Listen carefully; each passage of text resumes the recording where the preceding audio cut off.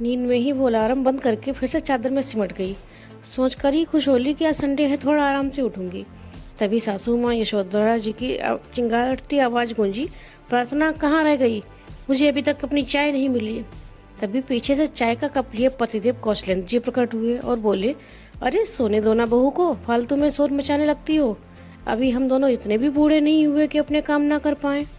ये लो गर्मा गर्म अदरक वाली चाय पियो और अपना व्हाट्सएप खोलो, सबको सुप्रभात मैसेज भेजो। आज बहू को आराम करने दो, आज अपने दोनों मिलकर नाश्ता तैयार करते हैं। ससुर जी की प्यार भरी बातें सुनकर प्रार्थना फिर से सो गई। उसे पता था कि वो अपनी बातों से सब संभाल लेंगे। आपका दिमाग तो खराब नहीं हो गया है?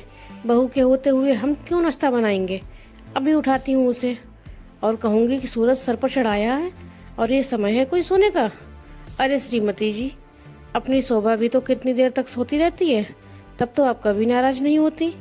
बहू बेचारी को तो कभी ढंग से सोने को नहीं मिलता। देर तक क्या सोने को मिलेगा उसे? उसका तो सुबह जल्दी उठना और रात में देर से बिस्तर पर जाना, उसे तो दोपहर में भी लेटने का मौका नहीं मिलता। शायद आपको नहीं दिखता, आजकल बहू कितनी थकी थकी नजर आती है। तो क्या हुआ, बहू मेरी बेटी की बराबरी करेगी? बहू बहू ही रहेगी और बेटी बेटी रहेगी, उन दोनों की कोई बराबरी नहीं हो सकती। और कल को यही बेटी जब ब्याह कर ससुराल जाएगी और उसकी सास भी तुम्हारे जैसी हुई, तब तुम्हें कैसा लगेगा जब वो तुम्हारी बेटी को एक दिन भी चैन से सोने नहीं देगी। कहते हुए कौशलेंद्र जी गंभीर हो गए। पतिदेव के मुंह से यह सुनकर यशोधरा जी एकदम सक पकाते हुए बोली, आप हर समय इस तरह की बातें लेकर बैठ जाते हैं, हर बात में बहू का पक्ष लेते हैं। जब बेटी ब्याह कर जाएगी तब की तब देखेंगे। अभी मुझे जैसे घर को चलाना है चलाने दीजिए, वरना एक दिन भी ढील दे दी दूसरे दिन से ही सर पर नाचेगी। नहीं माँ, ऐसा कभी नहीं होगा। देखिए, आप और पापा जब तक बातें कर रहे थे, उठकर मैं तैयार भी हो गई, नाश्ता भी रेडी है, आप लोग आ जाइए। अब तो मेरी भी आदत सुबह जल्दी उठने की पड़ गई है। अलार्म बजा और मैंने बंद करके फिर से सोने की कोशिश की, लेकिन नींद नहीं आई। माँ, ससुराल आकर एक लड़की बिल्कुल बदल जाती है, क्योंकि उसे पता होता है ससुराल में अपनी मनमानी नहीं चल सकती। वहाँ तो नियम कायदे मानने पड़ते हैं। पता नहीं भाभी, आप कैसे इतनी जल्दी सुबह उठकर सब कुछ संभाल लेती हो? मैं तो शायद ससुराल जाकर इतनी जल्दी नहीं उठ पाऊंगी, फिर चाहे कोई नाराज हो या खुश, मैं तो अपनी मर्जी से ही काम करूंगी।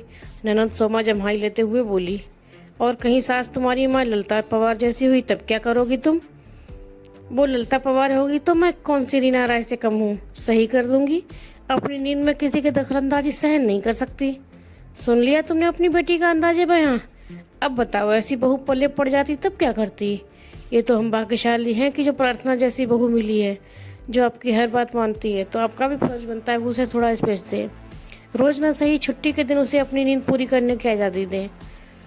और हम दोनों अभी इतने भी बूढ़े नहीं हुए कि अपने काम खुद न कर सकें। आप सही कह रहे हैं, मैं शायद ज़रूरत से ज़्यादा ही सख्ती करती हूँ।